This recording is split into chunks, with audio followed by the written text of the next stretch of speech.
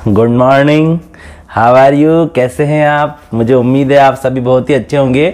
देखिए, हम पढ़ रहे हैं जेनेटिक इंजीनियरिंग, जिसे हिंदी में अनुवांशिकी अभियांत्रिकी भी कहते हैं, उसके बारे में हम पढ़ रहे हैं। ठीक है, तो इधर आप देखिए ध्यानपूर्वक, हम पढ़ रहे हैं अनुवांशिकी अभियांत्रिकी की एक बहुत ही महत्वपूर्ण वेरी वेरी इंपॉर्टेंट टेक्निक के बारे में हम पढ़ रहे हैं, जिसे कहते हैं रिकॉम्बिनेट डीएनए टेक्निक या पुनर्योगज डीएनए तकनीक। देखिए, हो सकता है वीडियो थोड़ा सा लंबा हो जाए, क्योंकि मैं कंटेंट में अर्थात विषय वस्तु में कभी भी कंजूसी नहीं करता हूं, सब कुछ भर भर कर देने का प्रयास करता हूं आपको, ताकि कुछ रह ना जाए, कुछ छूट ना जाए। इधर आप देखिए ध्यानपूर्वक, हम क्या पढ़ रहे हैं, रिकॉम्बिनेट डीएनए टेक्नोलॉजी के बारे में पढ़ रहे हैं, और इसमें भी हम पढ़ रहे हैं main steps of recombinant DNA technology. ठीक है, अनुवांशिकी अभियांत्रिकी में जो आती है पुनर्योगज डीएनए तकनीक, उसके मुख्य चरणों के बारे में हम पढ़ रहे हैं। मेन स्टेप्स मतलब मुख्य चरणों के बारे में हम पढ़ रहे हैं। सबसे पहले तो हमें जानना पड़ेगा रिकॉम्बिनेंट डीएनए क्या होता है। रिकॉम्बिनेंट डीएनए का मतलब क्या है कि किसी एक ऑर्गेनिज्म है, उसके डीएनए में कोई एक जीव है, उसके डीएनए में किसी बाहरी डीएनए को जोड़ देने पर जो नया डीएनए प्राप्त होता है, उसे क्या बोलते हैं, पुनर्योगज डीएनए कहते हैं। जैसे ये माना कि चावल का डीएनए है और मैंने इसमें बाजरे का डीएनए जोड़ दिया। ठीक है, बाजरे का डीएनए जोड़ दिया, तो जो ये नया डीएनए प्राप्त हुआ है ना, ये क्या कहलाएगा, ये पुनर्योगज डीएनए कहलाएगा, जिसे इंग्लिश में रिकॉम्बिनेट डीएनए कहते हैं। और जिस विधि के द्वारा इस रिकॉम्बिनेट डीएनए को प्राप्त किया जाता है, जिस टेक्निक का यूज किया जाता है, उसे कहते हैं रिकॉम्बिनेट डीएनए टेक्नोलॉजी या रिकॉम्बिनेट डीएनए टेक्निक। आ रही है बात आपको समझ में, पुनर्योगज डीएनए तकनीक इसे हिंदी में कहा जाता है। आज हम क्या पढ़ रहे हैं, मेन स्टेप्स पढ़ रहे हैं इसके, रिकॉम्बिनेट डीएनए तकनीक के, पुनर्योगज डीएनए तकनीक के मुख्य चरणों के बारे में हम पढ़ेंगे। देखो, मैं आपको एक उदाहरण के द्वारा समझाने का प्रयास करता हूं। अगर हम एग्जाम्पल लेकर इसकी स्टडी करेंगे तो आराम से समझ में आएगा, आराम से। देखो, आपने सुना होगा डायबिटीज के बारे में, आपने सुना होगा मधुमेह रोग के बारे में आपने सुना होगा। मधुमेह रोग के अंदर क्या होता है, देखो क्या होता है, हमारी बॉडी में है ना एक हार्मोन बनता है इंसुलिन। मैं आपको शॉर्ट में बता दूंगा जल्दी से, क्योंकि अभी हम रोग के बारे में नहीं पढ़ रहे हैं, हम पढ़ रहे हैं रिकॉम्बिनेट डीएनए टेक्नोलॉजी, पुनर्योगज डीएनए तकनीक के बारे में हम पढ़ रहे हैं। रोगों की स्टडी हम नहीं कर रहे, इसलिए शॉर्ट में बताऊंगा। तो हमारे बॉडी के अंदर क्या होता है, आपने सुना होगा कभी कभी है ना, कुछ लोगों को मधुमेह रोग होता है, डायबिटीज हो जाता है किसी को। डायबिटीज या मधुमेह के अंदर क्या होता है कि जो बॉडी है, बॉडी के अंदर जो शर्करा है, जो ग्लूकोज है, शर्करा को क्या कह सकते हैं अपन, ग्लूकोज। जो ग्लूकोज है उसका लेवल धीरे धीरे ब्लड में बढ़ने लग जाता है, क्योंकि बॉडी के अंदर इंसुलिन का फॉर्मेशन नहीं हो रहा है, इंसुलिन नाम के हार्मोन का निर्माण नहीं हो रहा है।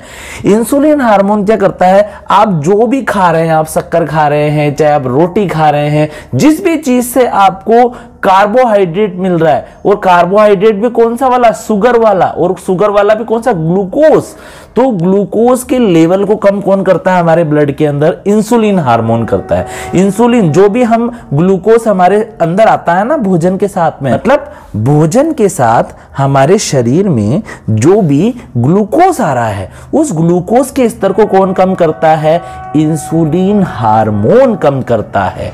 ठीक है, अब क्या होता है बच्चों, आपने सुना होगा कि जीन लक्षणों को नियंत्रित करते हैं। अब हमारे शरीर में जो कुछ भी बन रहा है ना, वो किसी ना किसी जीन की उपस्थिति में बन रहा है। आपके शरीर के अंदर एमाइलेज एंजाइम बन रहा है, आपके शरीर में लाइपेज एंजाइम बन रहा है, आपके शरीर में पेप्सिन एंजाइम है, अरे आपके शरीर में सोमेटोट्रोपिक हार्मोन है, आपके शरीर में टेस्टोस्टेरोन, प्रोजेस्टेरोन, एस्ट्रोजन, तरह तरह के हार्मोन बन रहे हैं। कौन बना रहा है, कोई ना कोई जीन बना रहा है। ठीक है, तो जो हमारे शरीर के अंदर जो ग्लूकोज का स्तर कम करने वाला जो क्या है बच्चों, हमारे शरीर के अंदर जो ग्लूकोज का स्तर कम करने वाला जो हार्मोन है ना, जो ये हार्मोन है, ठीक है, इंसुलिन, इस हार्मोन को भी कोई ना कोई जीन ही तो बना रहा है ना। अब क्या होता है, किसी किसी व्यक्ति के अंदर क्या होता है, इंसुलिन बनाने वाला जीन एब्सेंट रहता है, अनुपस्थित रहता है, तो उसकी बॉडी में क्या नहीं बन पाता है, इंसुलिन नहीं बन पाता है। माना कि राजेश के शरीर के अंदर, उसके डीएनए के अंदर इंसुलिन बनाने वाला जीन ही नहीं है, तो राजेश के शरीर में इंसुलिन हार्मोन का निर्माण ही नहीं होगा, तो राजेश के रक्त में लगातार क्या होने लग जाएगा, ग्लूकोज अर्थात शर्करा का स्तर बढ़ने लग जाएगा, राजेश को मधुमेह हो जाएगा। फिर जब राजेश टॉयलेट वगैरह करेगा तो बाथरूम के साथ में क्या आने लग जाएगा, ग्लूकोज उत्सर्जित होने लग जाएगा, राजेश का शरीर भी कमजोर हो जाएगा। आ रही है बात आपको समझ में, मतलब उसको डायबिटीज रोग हो गया। ठीक है, तो अब क्या करें, कैसे इलाज करें, तो भैया अब देखो आप समझना, अपन एग्जांपल से समझेंगे। देखो, identification and isolation of desire gene, वांछित जीन की पहचान व पृथक्करण। अपन को राजेश का इलाज करना है, अपन को राजेश के अंदर जीन नहीं है, राजेश के अंदर क्या नहीं है, इंसुलिन बनाने वाली जीन नहीं है। तो अपन ने अध्ययन किया, अपन को मिल गया एक ब्रिजेश नाम का लड़का, और ब्रिजेश नाम के लड़के के अंदर तो भैया खूब इंसुलिन उत्पन्न होता है, क्योंकि इसके जीन बिल्कुल अच्छे हैं भैया। आ रही है बात आपको समझ में, इंसुलिन बनाने वाले जीन पाए जा रहे हैं उसके शरीर में, उसको कोई मधुमेह, कोई डायबिटीज कुछ नहीं है। तो अपन ने क्या किया, निवेदन किया ब्रिजेश से, आप अपना एक इंसुलिन बनाने वाला जीन हमें दे सकते हैं, तो इससे ब्रिजेश के शरीर पे कोई प्रभाव नहीं पड़ेगा। ठीक है, क्योंकि अगर ब्रिजेश के शरीर से हम एक रक्त की बूंद भी ले लेंगे ना, तो उसकी रक्त की बूंद में होगा उसका डीएनए, और उसके डीएनए में होंगे उसके जीन, और इंसुलिन बनाने वाला जीन भी तो उसी डीएनए में मौजूद होगा। रक्त की एक बूंद लेने से ब्रिजेश को तो कोई फर्क पड़ेगा ही नहीं। ठीक है ना, तो अपन ने क्या कर लिया, ब्रिजेश से उसका रक्त ले लिया, या कोई सेल ले ली, उसकी कोशिका ले ली शरीर की। ठीक है, और उसमें से क्या कर लिया अपन ने, वांछित जीन की पहचान कर ली, इंसुलिन बनाने वाले जीन की पहचान कर ली, और उसको अलग कर लिया। अब भैया कोई क्या बच्चों का खेल है क्या, ये कोई अचार का केटली थोड़ी जो चम्मच डाली और केरी निकाल ली, ऐसे नहीं होता है। यहां पर जो जीन होते हैं वो बहुत बारीक होते हैं, बहुत ज्यादा बारीक होते हैं, इतने बारीक होते हैं कि वो हाथों से, मतलब हमारी नग्न आंखों से, नेक्ड आई से हम उसे देख भी नहीं सकते, माइक्रोस्कोप से देखना पड़ेगा। तो वांछित जीनों को अपन कैसे निकालें ब्रिजेश के डीएनए में से, तो वांछित जीन को पहचानने तथा उसे अलग करने के लिए restriction endonuclease enzyme, restriction endonuclease enzyme का प्रयोग करते हैं। ठीक है, ये एक एंजाइम होता है, रेस्ट्रिक्शन एंडोन्यूक्लिएज एंजाइम होता है, इसे आर एंजाइम के नाम से भी जाना जाता है। क्या कहते हैं इसे, आर एंजाइम के नाम से भी इसे जाना जाता है। आर एंजाइम अर्थात रेस्ट्रिक्शन एंडोन्यूक्लिएज एंजाइम की खोज Werner Arber and Hamilton O Smith ने 1970 में की थी, 1970 में की थी। ठीक है, जो ये रेस्ट्रिक्शन एंडोन्यूक्लिएज एंजाइम होते हैं इसे शॉर्ट में आर एंजाइम कहते हैं। ठीक है, इसे आणविक केचियां भी कहते हैं, अर्थात इंग्लिश में क्या कहेंगे इसे मॉलिक्यूलर सीजर के नाम से भी जाना जाता है। आणविक केचियां होती है, ब्रिजेश के जो रक्त में जो उसका डीएनए है उसमें से मुझे निकालना है कौन सा वाला जीन, इंसुलिन का उत्पादन करने वाला जीन। हाथ से तो निकाल नहीं सकता, चम्मच से भी नहीं निकाल सकता, अपन किसको काम में लेंगे, रेस्ट्रिक्शन एंडोन्यूक्लिएज एंजाइम को काम में लेंगे। दरअसल रेस्ट्रिक्शन एंडोन्यूक्लिएज एंजाइम क्या करता है, जब इसको डीएनए के ऊपर डालते हैं तो ये डीएनए में से क्या कर देता है, वांछित खंडों को, जो जीनों की हमें आवश्यकता है उन जीनों को पहचान कर उन्हें काट कर डीएनए से क्या कर देता है, अलग कर देता है। ठीक है, तो डीएनए के जो खंड होते हैं ना, जो डीएनए के जो खंड है, जैसे देखो मैं यहां पर एक डीएनए बनाता हूं, इधर आप देखिए ये जो डीएनए बनाया ना, ये जो डीएनए बनाया ना, तो इस डीएनए का जो खंड है ना, इस डीएनए का क्या है, जो खंड है, उस डीएनए का खंड ही तो जीन है। आ रही है बात आपको समझ में। तो रेस्ट्रिक्शन एंडोन्यूक्लिएज एंजाइम क्या कर सकता है, डीएनए को काट छाट कर उसमें से वांछित जीनों को निकालकर अलग कर सकता है। अब आप बोलोगे, बोले सर इस बात की क्या गारंटी है कि जो आर एंजाइम हम ले रहे हैं वो इंसुलिन वाले जीन को पहचान कर अलग करेगा, वो कुछ और जीन को भी तो निकाल सकता है। तो बच्चों रेस्ट्रिक्शन एंजाइम तो बहुत सारे होते हैं, तरह तरह के एंजाइम होते हैं जो तरह तरह के जीनों को पहचानने की क्षमता रखते हैं। ठीक है, तो क्या कर लेंगे, आर एंजाइम का उपयोग करते हुए ब्रिजेश के रक्त में पाए जाने वाला जो डीएनए है उसमें से अपन वांछित जीन को अलग कर लेंगे।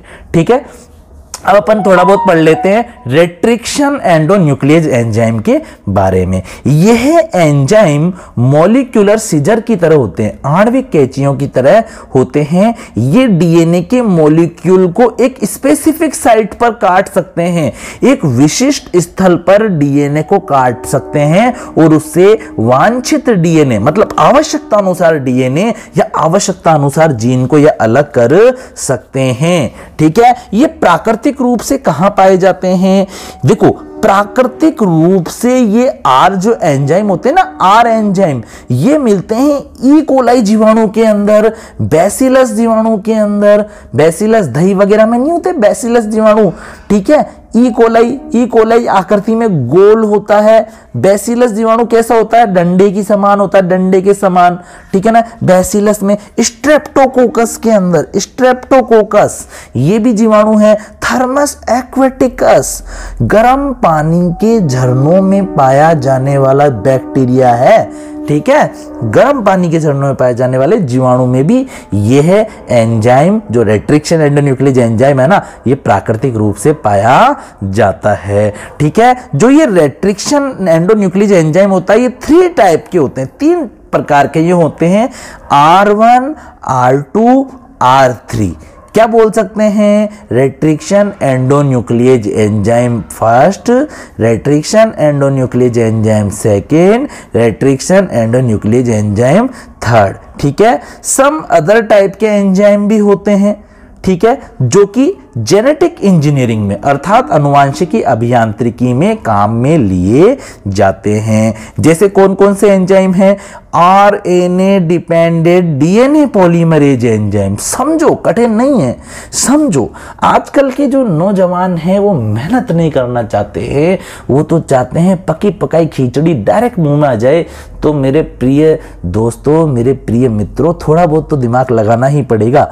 देखो समझो, आप इस बात को देखोगे तो आपको जरूर समझ में आएगा। इधर आप देखिए, RNA dependent DNA polymerase enzyme, क्या लिखा हुआ है हिंदी में, आरएनए पर निर्भर डीएनए पॉलीमरेज एंजाइम।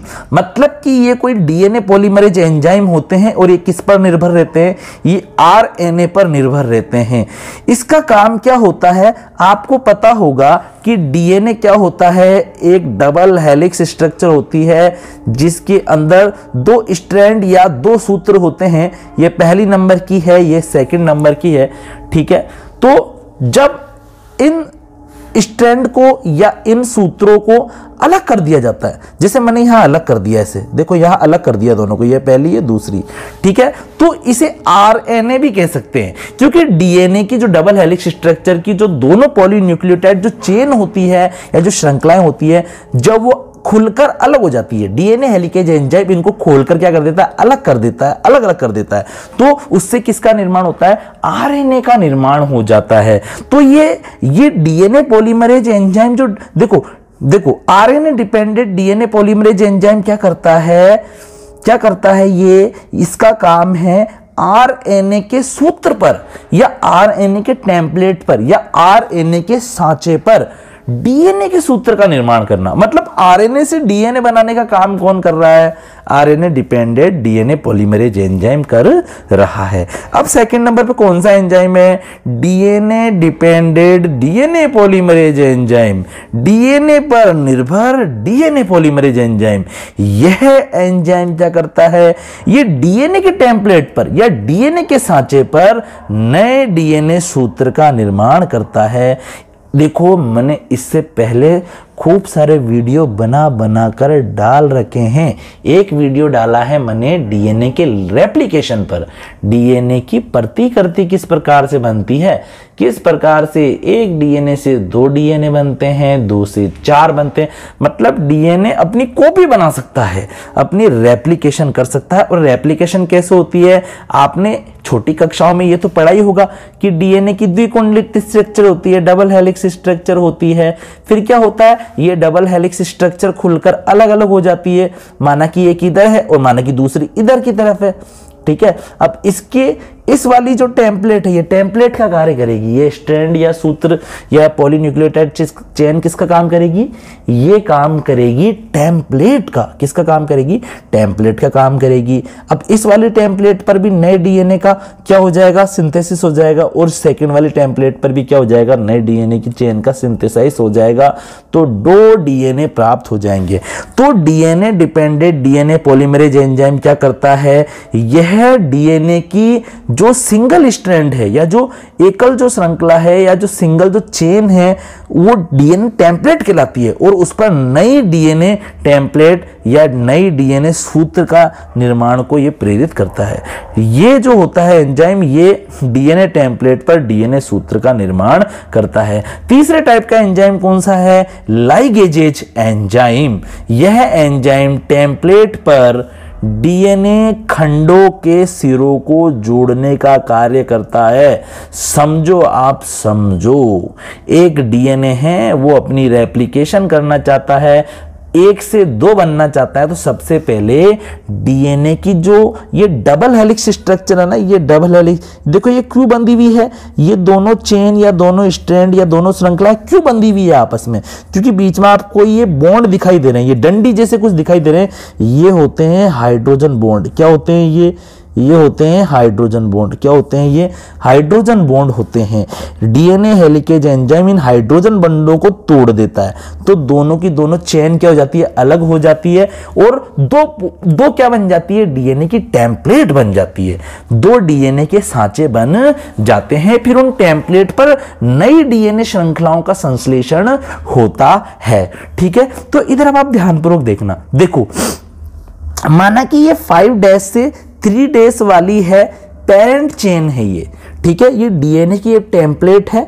ठीक है, ये पेरेंट डीएनए है माना कि। ठीक है, अब इस पर क्या होगा, नई श्रृंखला का निर्माण होगा, नई चेन या नई स्ट्रैंड का फॉर्मेशन होगा। आ रही है बात आपको समझ में। और जो ये नई चेन जो बनेगी, ये डायरेक्ट नहीं बनेगी, बल्कि न्यूक्लियोटाइड आएंगे, न्यूक्लियोटाइड आएंगे ग्रुप में, और ये न्यूक्लियोटाइड इसके सामने आकर जुड़ते जाएंगे। तो इन न्यूक्लियोटाइडों के सिरों को देखो, ये क्या बोल रहा है, यह जो लाइगेज एंजाइम होता है, यह एंजाइम टेम्पलेट पर डीएनए खंडों के सिरों को जोड़ने का कार्य करता है। तो इधर आप देखिए, जो ये पुरानी पॉलीन्यूक्लियोटाइड चेन के ऊपर जो ये नई न्यूक्लियोटाइड चेन बन रही है, देखो ये खंडों में है। अब इन खंडों को, सिरों को आपस में कौन जोड़ रहा है, मतलब इन न्यूक्लियोटाइडों के सिरों को कौन जोड़ रहा है, कौन जोड़ रहा है, लाइगेजेज एंजाइम जोड़ रहा है। कौन जोड़ रहा है, लाइगेजेज एंजाइम जोड़ रहा है। और इन दोनों पॉलीन्यूक्लियोटाइड चेन के बीच में फिर हाइड्रोजन बॉन्ड बनाकर कौन जोड़ रहा है, डीएनए पॉलीमरेज एंजाइम। ठीक है, और एक एंजाइम और होता है लाइसोजाइम्स एंजाइम। यह एंजाइम बैक्टीरिया की सेल वॉल को, अर्थात उसकी कोशिका भित्ति को डिजोल्व कर देता है, गला देता है, और बैक्टीरिया के डीएनए को आइसोलेट कर सकता है। क्या कर देता है, उसके डीएनए को आइसोलेट कर सकता है, अर्थात उसके डीएनए को क्या कर सकता है, विलगित कर सकता है, अलग कर सकता है। और ये बात आपको समझ में। एक एंजाइम और होता है 5वें प्रकार का, एल्केलाइन फॉस्फेटेज एंजाइम। क्या नाम है, एल्केलाइन फॉस्फेटेज एंजाइम, जिसे हिंदी में क्या बोलते हैं, क्षारीय फॉस्फेटेज एंजाइम के नाम से भी इसे जाना जाता है। यह जो एंजाइम होता है, यह सर्कुलर डीएनए को, सर्कुलर, देखो कुछ बैक्टीरिया क्या होते हैं जिसके अंदर मुख्य डीएनए के अलावा एक गोल डीएनए भी पाया जाता है, ऐसा सर्कुलर डीएनए भी पाया जाता है, गोल डीएनए। ठीक है, तो ये एल्केलाइन फॉस्फेटेज या क्षारीय फॉस्फेटेज एंजाइम क्या करता है, ये एंजाइम सर्कुलर डीएनए को काट देता है बीच में से, और उसको क्या बना देता है, लाइनर बना देता है, रेखाकार बना देता है। गोलाकार डीएनए को काटकर कैसा बना देता है, रेखाकार बना देता है। अरे अपन एक गोले को काट दें, जैसे ये गोला है, मैंने इसको काटा एंजाइम से, ठीक है, कौन से एंजाइम से काटा, एल, जैसे देखो ये वर्ताकार डीएनए है और मैंने इसको क्या डाल दिया, एल्केलाइन फॉस्फेटेज एंजाइम डाला, तो ये खुलकर ये रेखाकार हो गया, नहीं हो गया, हो गया। तो इधर आप देखिए, यह एंजाइम सर्कुलर डीएनए को 5' सिरे से काटकर डीएनए को रेखाकार अर्थात लाइनर करने में सहायक होता है, ताकि विजातीय डीएनए का इसमें क्या कर सके, इंसर्शन अर्थात निवेशन अर्थात प्रवेश कराया जा सके। यह एंजाइम डीएनए को वर्ताकार होने से रोकता है। देखो, माना कि ये एक गोल डीएनए है, ठीक है, अब मैं इसमें कोई नया डीएनए जोड़कर एक रिकॉम्बिनेंट डीएनए या पुनर्योगज डीएनए बनाना चाहता हूं, तो सबसे पहले तो मुझे इसे खोलना होगा। तो यहां पर क्या डालेंगे अपन, कौन सा एंजाइम डालेंगे, यहां अपन डालेंगे थोड़ा सा एंजाइम, ये डाल दिया मैंने, लो डाल दिया alkaline phosphatase enzyme. Alkaline phosphatase enzyme क्या कर देगा, डीएनए को खोलकर सीधा कर देगा। अब मैं क्या करूंगा, आवश्यकता अनुसार जो नया डीएनए खंड है उसको यहां पर जोड़ दूंगा। फिर अगर ये वापस वर्ताकार हो भी गया तो कोई फर्क नहीं पड़ेगा, क्योंकि इसके अंदर अपना वांछित जीन या वांछित डीएनए खंड तो जुड़ चुका है और अपना उल्लू सीधा हो चुका है, ठीक है। अब सेकंड नंबर पर आप देखिए ध्यानपूर्वक, दूसरे नंबर पर क्या पढ़ेंगे, सिलेक्शन ऑफ क्लोनिंग वेक्टर। पहले नंबर पर अपन ने क्या पढ़ा, पहले नंबर पर अपन ने पढ़ा ब्रिजेश से वांछित जीन अलग कर लिया, ब्लड में से, उसके डीएनए में से वांछित जीन को निकाल लिया, मतलब कि इंसुलिन बनाने वाले जीन को निकाल लिया। क्योंकि हमें किसका उत्पादन करवाना है, राजेश के लिए, जिसको मधुमेह की बीमारी है, हमें इंसुलिन का उत्पादन करवाना है। बेचारे राजेश के शरीर में तो बनता ही नहीं इंसुलिन, क्योंकि उसके शरीर में तो जीन ही नहीं है, लेकिन ब्रिजेश के शरीर में बिल्कुल अच्छी वाली मस्त वाली जीन है। उस जीन को अपन ने उसके डीएनए में से किसके द्वारा निकाला, रिट्रिक्सन एंडोन्यूक्लियेज एंजाइम के द्वारा निकाला। अब देखो, जो ब्रिजेश से अपन ने जो जीन प्राप्त किए वो 1 या 2 या 4 या 5 10 ही है, कम है संख्या में। हम चाहते हैं उस जीनों को बढ़ाना, मैं चाहता हूं वो जीन बहुत सारे हो जाए, तो उसके क्लोन बना लेंगे। क्या बना लेंगे, उस जीन के क्लोन बना लेंगे। और उसके क्लोन बनाने के लिए हम किसका उपयोग करेंगे, क्लोनिंग वाहक का उपयोग करेंगे। किसका उपयोग करेंगे, क्लोनिंग वाहक का चयन करेंगे। देखो क्या बोल रहा है यहां पर, देखिए आप ध्यानपूर्वक, selecting of cloning vector, cloning वाहक का चयन। तो जो वो अपन ने वो ब्रिजेश से जो इंसुलिन बनाने वाला वांछित जो जीन प्राप्त किया ना, उसके डीएनए में से आर एंजाइम का उपयोग करते हुए उसको किस में डाल देंगे अपन, क्लोनिंग वाहक में डाल देंगे। क्लोनिंग वाहक के डीएनए से जोड़ देंगे। क्लोनिंग वाहक क्या बना देगा, उसकी क्लोन बना देगा, बहुत सारे बना देगा वांछित जीन के, एक वांछित जीन के लाखों जीन बना देगा ये। तो देखो क्या हो रहा है इसमें, देखो वांछित जीन को पृथक करने के बाद एक वाहक की आवश्यकता होती है। ये वाहक क्या कर सकता है, ये वाहक वांछित जीन को लेकर परपोषी में प्रवेश कर सकता है तथा डीएनए अर्थात वांछित जीन की पुनरावृत्ति कर सकता है, मतलब इसकी क्लोनिंग बना सकता है, ठीक है। प्रयुक्त होने वाले प्रमुख वाहक इस प्रकार से हैं, प्लाज्मिड, जीवाणुभोजी, कोस्मिड, ठीक है। जीवाणुभोजी को इंग्लिश में बैक्टीरियोफेज भी कहते हैं। देखो मेरी बात समझो, आपने ये तो सुना ही होगा कि कुछ जीवाणु मानव में या दूसरे जानवरों में रोग फैलाते हैं। आपने ये भी सुना होगा कि कुछ जो वायरस होते हैं वो भी रोग फैलाते हैं। अब ये वायरस या जीवाणु रोग कैसे फैलाते हैं, मैं आपको बताता हूं कैसे फैलाते हैं। देखिए आप ध्यानपूर्वक, इतना कोई कठिन नहीं है, देखिए आप ध्यानपूर्वक, देखो माना कि देखो ये कोई जीवाणु है, ठीक है। अब कोई जीवाणु भोजी वायरस आया और चिपक गया इसके, ठीक है, ये लो चिपक गया इसके, ठीक है। आ रही बात समझ, ये इसका डीएनए है जीवाणु का।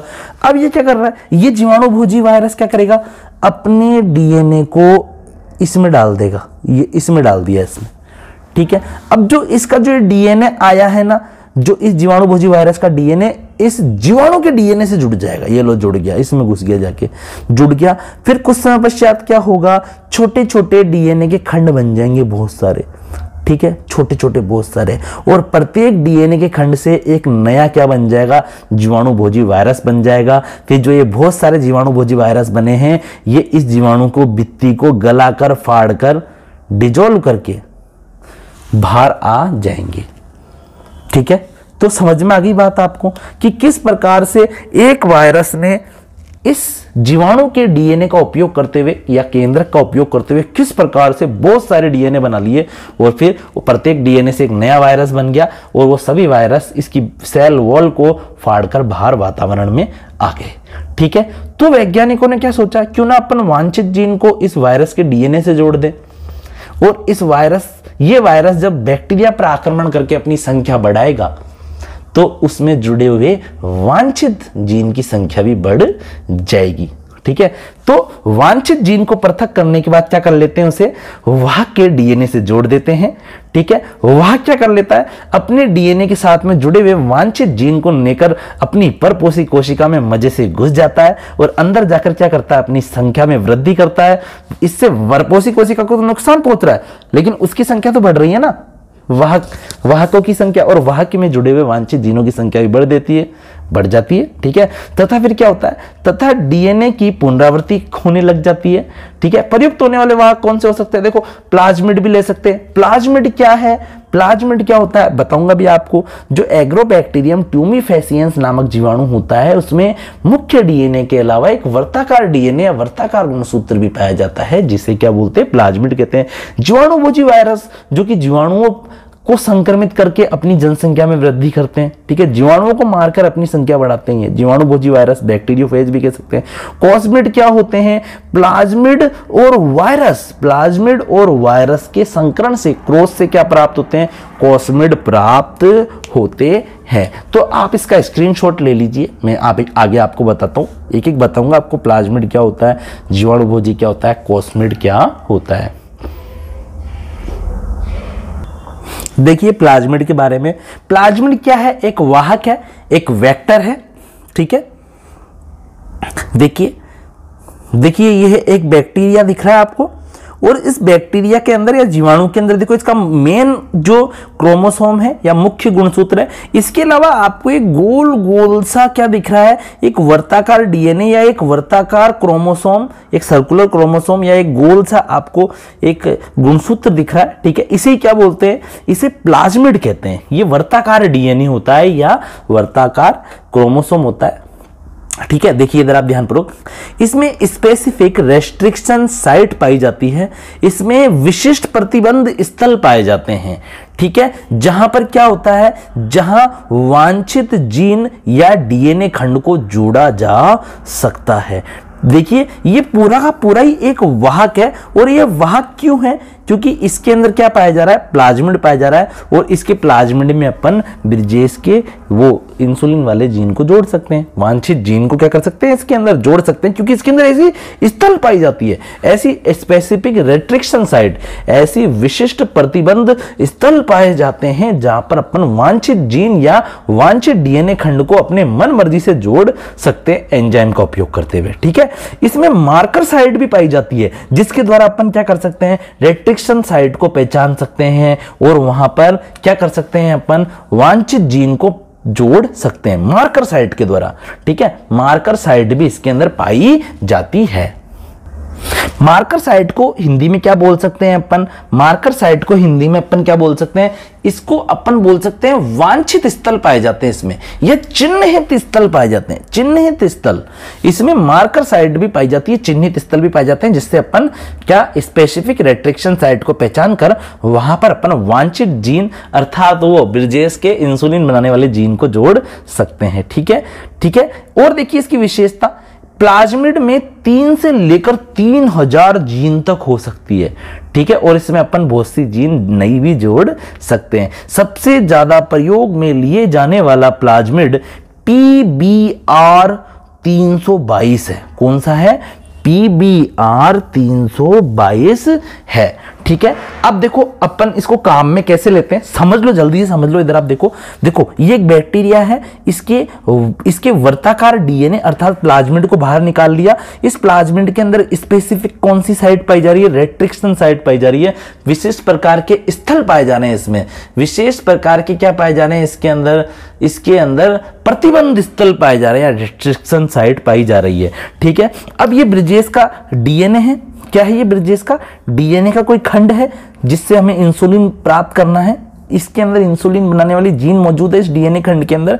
रेस्ट्रिक्शन एंडोन्यूक्लियेज एंजाइम क्या करता है, रेस्ट्रिक्शन एंडोन्यूक्लियेज एंजाइम क्या कर देता है, इस प्लाज्मिड की रेस्ट्रिक्शन साइट को पहचान कर कट लगा देता है, काट कर इसको क्या कर देता है, लाइनर बना देता है, रेखित कर देता है, ठीक है। और ये रेस्ट्रिक्शन एंडोन्यूक्लियेज एंजाइम इस ब्रिजेस के डीएनए खंड को भी काट छाट कर इसमें जीन पर कट लगा लेता है, ठीक है, और इसके अंदर भी ऐसी को साइट बना देता है। फिर क्या होता है, पर आपको पता ही है हमेशा एडेनिन थाइमिन से जुड़ता है और थाइमिन एडेनिन से जुड़ता है। तो अब मैं ये जो है इसको उठाकर इस पे रखूंगा तो जुड़ेगा या नहीं जुड़ेगा, आराम से जुड़ रहा है, आराम से जुड़ रहा है। तो देखो ये वृत्ताकार प्लाज्मिड को और ये जो ब्रिजेस का जो डीएनए खंड है जो जिसमें जीन पाए जा रहे हैं इंसुलिन बनाने वाले, उसको देखो अपन ने लाइगेशन की क्रिया द्वारा, डीएनए लाइगेज एंजाइम द्वारा जब जोड़ा जाता है दो अलग अलग डीएनए खंडों को तो उसे लाइगेशन कहते हैं, ठीक है। डीएनए लाइगेज एंजाइम द्वारा किया जाता है ऐसे। तो देखो अपन को क्या प्राप्त हो गया, नया एक डीएनए प्राप्त हो गया, ठीक है, जो वापिस वर्ताकार हो चुका है। और ये रिकॉम्बिनेट डीएनए है या ये कहलाएगा रिकॉम्बिनेट प्लाज्मिड। क्या कहलाएगा, ये रिकॉम्बिनेट प्लाज्मिड के नाम से इसे जाना जाएगा। पुनर्योजी प्लाज्मिड है ये, क्योंकि इसके अंदर इस जीवाणु का डीएनए भी मौजूद है और इसके अंदर ब्रिजेस का इंसुलिन बनाने वाला डीएनए का खंड या जीन भी मौजूद है, ठीक है। अपन बैक्टीरियोफेज जीवाणु भोजी वायरस को भी काम में ले सकते हैं, ठीक है, क्योंकि यह क्या होता है, एक वायरस होता है। देखो ये बहुत अच्छा वाहक है, ये बच्चों प्लाज्मिड से भी अच्छा वेक्टर है क्योंकि ये वायरस होता है, इसका आकार छोटा होता है, ठीक है, जो कि जीवाणु को संक्रमित कर सकता है। देखो यह सबसे पहले तो समझना होगा बैक्टीरियोफेज जीवाणु भोजी क्या है। देखो इसे वाहक के रूप में काम में ले सकते हैं। और क्या होता है, यह एक वायरस होता है जो कि जीवाणुओं को संक्रमित करता है। जैसे कोरोना वायरस मानवों को संक्रमित करता है ना, जानवरों को संक्रमित करता है, वैसे क्या करता है, ये जीवाणुओं को संक्रमित करके अपनी जनसंख्या वृद्धि करता है। जीवाणु के अंदर घुस जाएगा, ठीक है, अपने आनुवांशिक पदार्थ अपने डीएनए को जीवाणु में डाल देगा, फिर इस वायरस का डीएनए जीवाणु के डीएनए से जुड़ जाएगा, फिर जो जीवाणु का डीएनए है ना वो छोटे छोटे टुकड़ों में टूट जाएगा, प्रत्येक डीएनए के टुकड़े से या खंड से नया वायरस बन जाएगा। जीवाणु के शरीर में बहुत सारे वायरस के कण बन जाएंगे। ये कण क्या करेंगे, जीवाणु की भित्ति को फाड़कर बाहर वातावरण में आ जाएंगे, ठीक है। ये प्लाज्मिड से अच्छा वाहक है क्योंकि यह बड़े डीएनए खंड लगभग 24 केबी साइज के वांछित डीएनए खंड या वांछित जीन की क्लोनिंग कर सकता है। और इसमें क्लोनिंग की क्षमता प्लाज्मिड से अधिक होती है, क्योंकि ये तो आप कोरोना बीमारी में भी देख चुके हो, एक वायरस जाएगा जल्दी से और जल्दी से अपनी संख्या करोड़ों कर लेता है। तो इसमें क्लोनिंग की क्षमता तो भैया बहुत अधिक होती है प्लाज्मिड की तुलना में। तीसरा प्रकार का एक वाहक या वेक्टर और होता है कॉस्मिड। प्लाज्मिड व लैम्डा फौज अर्थात लैम्डा जीवाणुभोजी, प्लाज्मिड व लैम्डा जीवाणुभोजी के संकरण से कॉस्मिड प्राप्त होता है, ठीक है। फिर तीसरे नंबर पर अपन क्या करेंगे, वांछित जीन को अपन ने अलग कर ही लिया है ब्रिजेस से, इंसुलिन बनाने वाले वांछित जीन को। क्लोनिंग वाहक भी अपन ने प्राप्त कर लिया है जो इस जीन की क्लोनिंग करके इसकी संख्या को, इसकी मात्रा को बढ़ा सके। तो अब अपन क्या कर देंगे, insertion of desire gene in cloning vector. Bridges के जो वांछित जीन है इंसुलिन बनाने वाला, उसको अपन ऐसा करते हैं बैक्टीरियोफेज वाहक या बैक्टीरियोफेज वेक्टर के डीएनए से जोड़ देते हैं। तो वांछित जीन का क्लोनिंग वाहक में प्रवेश करवा दिया। तो देखो वांछित जीन या डीएनए खंड जो ब्रिजेस के से प्राप्त किया है अपन ने, है ना, वो इंसुलिन बनाने वाला डीएनए खंड या इंसुलिन बनाने वाला जीन को वाहक के जीन या डीएनए से जोड़ने के समय रिस्ट्रिक्शन साइट बनाए जाएंगे। क्या बनाए जाएंगे, क्लोनिंग जो वेक्टर है या जो क्लोनिंग जो वाहक है उसके डीएनए के अंदर रेस्ट्रिक्शन साइट बनाई जाएंगे। और यहां पर ब्रिजेस के डीएनए खंड या जीन में भी रेस्ट्रिक्शन साइट बनाए जाएंगे, ठीक है। विशेष प्रकार के प्रतिबंधित स्थल बनाए जाएंगे आर एंजाइम का उपयोग करते हुए। फिर डीएनए लाइगेज एंजाइम द्वारा यहां पर ब्रिजेस के जीन को और क्लोनिंग वाहक के जो डीएनए है उसको आपस में जोड़ दिया जाएगा, ठीक है, जिसे लाइगेशन कहते हैं। और यहां पर इस प्रक्रिया में तरह तरह के एंजाइम सहायता करते हैं, जैसे रेस्ट्रिक्शन एंडोन्यूक्लियेज एंजाइम जो डीएनए खंडों को काटने का कार्य करता है, उस पर रेस्ट्रिक्शन या प्रतिबंधित स्थल बनाने का कार्य करता है ताकि दो विजातीय डीएनए को जोड़ा जा सके, ठीक है। Methylases enzyme, DNA ligases enzyme, alkaline phosphatase enzyme, कौन सा enzyme, alkaline phosphatase enzyme, reverse transcriptase enzyme, terminal transferases enzyme. ये सारे के सारे एंजाइम होते हैं, इसके सिर्फ हमें याद होने चाहिए नाम, और इनके कार्य तो मैं आपको पहले ही बता चुका हूं, ठीक है ना, इससे थोड़ी देर पहले। देखिए फिर क्या होता है, multiplication of recombinant DNA in host cell, पुनर्युगज डीएनए का परपोषी कोशिका में प्रवेश। अरे भैया ये पुनर्युगज डीएनए कहां से आ गया? यहां तो बात हो रही थी अभी क्लोनिंग वाहक में प्रवेश, वांछित जीन का क्लोनिंग वाहक में प्रवेश। अरे तो बच्चों वांछित जीन क्या है? ब्रिजेश से प्राप्त किया गया इंसुलिन बनाने वाला डीएनए का खंड है, वही तो वांछित जीन है। और जैसे इस डीएनए खंड को अपन ने क्लोनिंग वाहक या एक बैक्टीरियोफेज वायरस के डीएनए से जोड़ा, तो बैक्टीरियोफेज वायरस का डीएनए अब क्या कहलाएगा? पुनर्युगज डीएनए ही तो कहलाएगा। अब इस बैक्टीरियोफेज वायरस को अपन ने किसी परपोषी कोशिका में प्रवेश करवा दिया, मतलब कि किसी जीवाणु की कोशिका में प्रवेश करवा दिया, क्योंकि बैक्टीरियोफेज तो किस पर आक्रमण करेगा? किसी जीवाणु पर ही आक्रमण करेगा ना। तो यहां पर क्या बोल रहा है? पुनर्युगज डीएनए का परपोषी कोशिका में प्रवेश, अर्थात बैक्टीरियोफेज का डीएनए अब डीएनए नहीं रहा, अब वो क्या बन चुका है? पुनर्युगज डीएनए बन चुका है, क्योंकि उसमें अपन ब्रिजेश का डीएनए जोड़ चुके हैं, ठीक है। फिर इसके बाद में क्या होता है, पहले आप इसका भी स्क्रीनशॉट ले लीजिए। पुनर्युगज डीएनए या जो क्लोनिंग वेक्टर होता है, उसके अंदर है हमारा वांछित जीन या वांछित डीएनए खंड, और उसे हम प्रवेश करवा चुके हैं परपोषी कोशिका के अंदर, होस्ट सेल के अंदर, जिसके अंदर जाकर क्लोनिंग वेक्टर या क्लोनिंग वाहक या जो बैक्टीरियोफेज जो वायरस है, जिसे हमने क्लोनिंग वेक्टर के रूप में या क्लोनिंग वाहक के रूप में काम में लिया है, वो अपनी जनसंख्या में वृद्धि करेगा, ठीक है, अपना रेप्लिकेशन करेगा, गुणन करेगा, और जो उसके अंदर वांछित डीएनए है, जो जुड़ा हुआ वांछित जीन है, वो भी उसके साथ में वृद्धि करता जाएगा। क्योंकि जब वायरस अंदर घुसने के बाद 1 के 2, 2 के 4, 4 के 8 होंगे, तो वायरस के अंदर जो डीएनए है वो भी 1 के 2, 2 के 4, 4 के 8 होंगे, और जो वायरस के डीएनए के अंदर जो वांछित जीन जुड़े हुए हैं वो भी 1 के 2, 2 के 4, 4 के 8 होते जाएंगे, ठीक है। तो ये दो प्रकार से होता है। क्या होता है? ये दो प्रकार से होता है, ठीक है। पुनर्युगज डीएनए का परपोषी कोशिका में प्रवेश होने के बाद जो यहां पर पुनर्युगज डीएनए के अंदर जो वांछित जीन जो जुड़ा हुआ है, उसके मल्टीप्लिकेशन, उसकी संख्या में वृद्धि दो प्रकार से होती है, रूपांतरण द्वारा और पारक्रमण द्वारा, ट्रांसफॉर्मेशन और ट्रांसडक्शन के द्वारा। देखिए ये लंबे मेथड है, मैं इसके बारे में एक वीडियो जरूर बनाऊंगा और आपको समझाऊंगा क्या होता है, ठीक है। अभी तो आप इतना समझ लीजिए कि ये जीवाणु के अंदर जब वायरस घुसता है ना, तो दो प्रकार के चक्र चलाता है, रूपांतरण चक्र भी चलाता है, पारक्रमण चक्र भी चलाता है, और इसके द्वारा वो क्या करता है? अपने अनुवांशिक पदार्थ या अपने डीएनए की मात्रा में वृद्धि करता है, और जिससे क्या होता है? उसकी बैक्टीरियोफेज वायरस की संख्या में भी वृद्धि हो जाती है, ठीक है। तो उसमें जुड़े हुए वांछित जीन की भी वृद्धि हो जाएगी। फिर क्या होगा? Identification of clone gene and it's transfer in other organism, clone की गई जीन की पहचान करना एवं उसका अन्य जीवों में स्थानांतरण करना, ठीक है। क्लोन की गई जीनों में वांछित जीन के साथ साथ अवांछित जीन भी पाए जाते हैं, क्योंकि क्या हो रहा था कि जब ब्रिजेश के जीन को अपन प्राप्त कर रहे थे ना इंसुलिन बनाने के लिए, ठीक है, उसके इंसुलिन बनाने वाले जीन को, तो हो सकता है गलती से कुछ और गलत जीन भी आ गए हों, तो वहां पर क्या होता है? क्लोन की गई जीनों में वांछित जीन के साथ साथ अवांछित जीन भी हो सकते हैं। तो अवांछित जीन को हटाने तथा पुनर्योगित डीएनए या वांछित जीन को पहचानने के लिए मार्कर जीन का उपयोग किया जाता है। विशेष प्रकार के मार्कर जीन होते हैं जो कि क्लोन की गई जीन को पहचान लेते हैं, और जो अवांछित जीन होती है जिसको हम नहीं चाहते हैं उसको भी वो मार्क करके अलग कर देते हैं। छठे नंबर पर क्या करेंगे? एक्सप्रेशन ऑफ डिजायर जीन, वांछित जीन की अभिव्यक्ति, ठीक है। ब्रिजेश का जो जीन था इंसुलिन बनाने वाला, उसकी हम क्लोनिंग कर चुके हैं, बेस्ट ऑफ लक, क्लोनिंग कर चुके हैं, बहुत सारे क्लोन बन गए उसके, ठीक है। जीन ही जीन हो गए अपने पास खूब सारे इंसुलिन के बनाने वाले। अब चाहो तो उन जीनों को आप नए बैक्टीरिया के अंदर डालकर बैक्टीरिया से इंसुलिन प्राप्त कर लो, या फिर गाय ढांडों के अंदर डाल के गाय ढांडों से इंसुलिन प्राप्त कर लो, या चाहो तो राजेश के अंदर प्रवेश करवा दो उन सारे जीनों को, राजेश के अंदर इंसुलिन का उत्पादन होने लग जाएगा।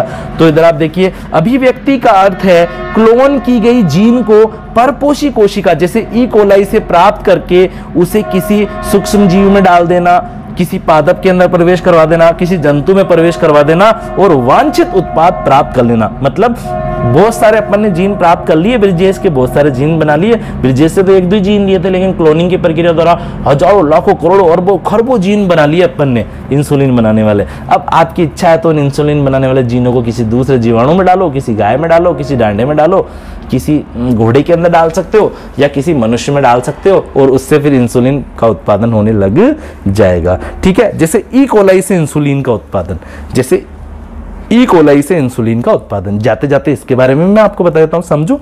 देखो, बैक्टीरियोफेज वायरस है, ई कोलाई के अंदर जाता है, समझो। अब तो आपको 100% समझ में ही आएगा। देखिए, ये ई कोलाई जीवाणु है, ई कोलाई जीवाणु, ई कोलाई जीवाणु, ये इसमें इसका डीएनए है, इसका क्या है, ये डीएनए है। बैक्टीरियोफेज वायरस क्या करता है, इस पर आक्रमण करता है, इस पर चिपक जाता है ऐसे, ठीक है। और जो इसके अंदर जो आनुवांशिक पदार्थ होता है उसको वो कहाँ डाल देता है, अंदर डाल देता है, ठीक है। ये जो आनुवांशिक पदार्थ आया बैक्टीरियोफेज का, ये जीवाणु के डीएनए से जुड़ जाता है। फिर कुछ समय पश्चात क्या होता है, जो जीवाणु का जो डीएनए है, ई कोलाई का जो डीएनए है, वो भी किसके समान हो जाता है, बैक्टीरियोफेज के डीएनए के समान हो जाता है। कुछ समय पश्चात डीएनए हो जाता है। फिर क्या होता है, जो प्रत्येक डीएनए है उसके चारों तरफ किसका निर्माण हो जाता है, प्रत्येक डीएनए से एक वायरस बन जाता है, प्रत्येक डीएनए से क्या बन जाता है, वायरस बन जाता है। फिर क्या होता है, ये जो कण है, ये इसकी भित्ति को फाड़कर कहां जाते हैं, बाहर आ जाते हैं। ये बैक्टीरियोफेज वायरस, आ रही है बात आपको समझ में, बाहर आ जाते हैं, ठीक है। तो अपन क्या कर सकते हैं, राजेश के शरीर के अंदर इंसुलिन नहीं बन पा रहा है क्योंकि इंसुलिन बनाने वाली जीन ही नहीं है उसके डीएनए में। ब्रिजेश के अंदर इंसुलिन बन रहा है, ठीक है, क्योंकि उसके शरीर के अंदर इंसुलिन बनाने वाली जीन है। अपन ने ब्रिजेश का जीन निकाल लिया इंसुलिन बनाने वाला और बैक्टीरियोफेज वायरस के डीएनए से जोड़ दिया। अब ये बैक्टीरियोफेज वायरस ई कोलाई जीवाणु पर आक्रमण कर रहा है, ठीक है, और अपने डीएनए को इसके अंदर डाल रहा है। और इसके डीएनए में जो ब्रिजेश का जो जीन जुड़ा हुआ है, जो डीएनए खंड जुड़ा हुआ है, वो भी तो अंदर आ रहा है। तो जब इस बैक्टीरियोफेज के डीएनए की मात्रा में अंदर जाकर वृद्धि होगी तो इसके डीएनए में जुड़े हुए ब्रिजेश के जो इंसुलिन बनाने वाला जो डीएनए खंड है उसकी भी तो वृद्धि होगी, उस जीन की भी तो वृद्धि होगी। तो इसके अंदर बहुत सारे इंसुलिन बनाने वाले क्या हो जाएंगे, जीन ही जीन हो जाएंगे ई कोलाई के अंदर। तो ये ई कोलाई से अपन किसका उत्पादन करवा सकते हैं, इंसुलिन का उत्पादन करवा सकते हैं, नहीं करवा सकते, करवा सकते हैं, क्योंकि इसके अंदर बहुत सारी जीन है इंसुलिन बनाने वाली, ठीक है। तो आई होप आपको समझ में आया होगा। देखिए, मैं आपको बता देता हूं एक बार शॉर्ट में। सबसे पहले क्या होता है, वांछित जीन की पहचान व पृथक्करण की जाती है। फिर उसके बाद में क्या किया जाता है, क्लोनिंग वाहक का चयन किया जाता है। 3 प्रकार के ले सकते हैं, प्लाज्मिड, बैक्टीरियोफेज और कॉस्मिड ले सकते हैं, ठीक है। फिर क्या कर सकते हैं, वांछित जीन का क्लोनिंग वाहक में प्रवेश करवा देते हैं। तो जो क्लोनिंग वाहक का डीएनए होता है वो अब पुनर्योगज डीएनए कहलाता है। फिर चौथे नंबर पर क्या होता है, पुनर्योगज डीएनए का परपोषी कोशिका में या होस्ट सेल में प्रवेश करवा देते हैं, जैसे ई कोलाई में। फिर क्या होता है, जो ई कोलाई है या जो होस्ट सेल है उसके अंदर बहुत सारे क्लोन बन जाते हैं, ठीक है, वांछित जीन के। तो वांछित जो जीन है जिसकी क्लोन की गई है, तो क्लोन की गई जीन की पहचान कर ली जाती है। फिर उसका अन्य जीवों में स्थानांतरण कर लेते हैं और वहां जाकर क्या कर देता है, वांछित जीन अपनी अभिव्यक्ति करता है और उत्पादन देता है, ठीक है। तो मुझे उम्मीद है आपको जो मैंने पढ़ाया है वो समझ में आया होगा। हो सकता है वीडियो लंबा हो जाए, लेकिन मैंने आपको यही कहा है कि मैं कभी भी कंटेंट में कंजूसी नहीं करता हूं, पूरे से पूरी बात आपको बताने का प्रयास करता हूं। चाहता तो मैं ये वीडियो 10 मिनट में भी खत्म कर सकता था, लेकिन इससे देखो बात मजे वाली नहीं होती है, बात होती है जिंदगी वाली। हमें समझ में आनी चाहिए बातें, मजे वाली बात नहीं है कि मजा नहीं आया, बात है पूरी जानकारी दी जा रही है यहाँ पर आपको। आप चैनल को सब्सक्राइब कीजिए, शेयर कीजिए, कमेंट भी कीजिए। आप मेरे से क्वेश्चन आंसर भी पूछ सकते हैं पढ़ाए गए टॉपिक के विषय में। सभी को राधे राधे, सभी को थैंक यू। आप सभी अपना ख्याल रखिए, आप सभी का दिन मंगलमय हो।